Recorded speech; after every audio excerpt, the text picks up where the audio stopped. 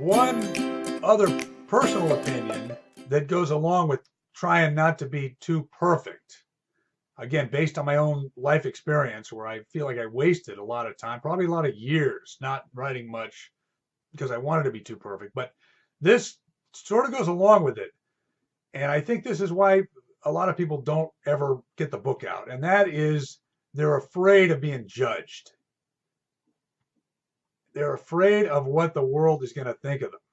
So it's much easier to stand back and kind of critique other people's books from the cheap seats than it is to put themselves on the line and actually write their own book.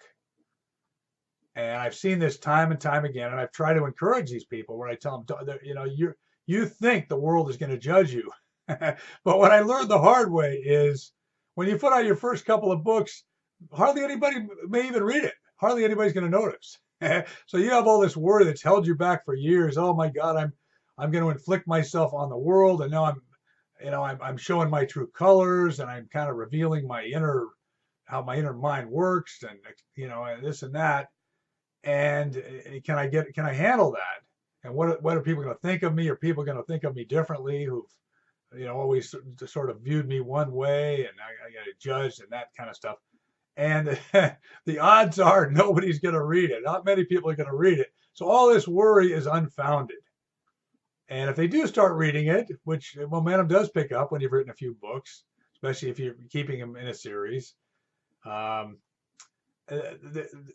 truth is at that point, all that stuff you're worrying about rarely happens. You don't get judged in that way.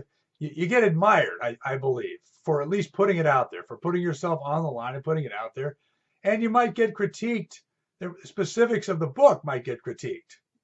But I've never had anybody look at me differently once I actually sort of bared my soul and threw it out there. It doesn't work. So I can think of a few specific writers who I've told the same reason I told the guy in Starbucks that he wasn't going to finish the book because everything had to be too perfect. I've told these people they're not going to make it either because they're worried what the world is going to think of them.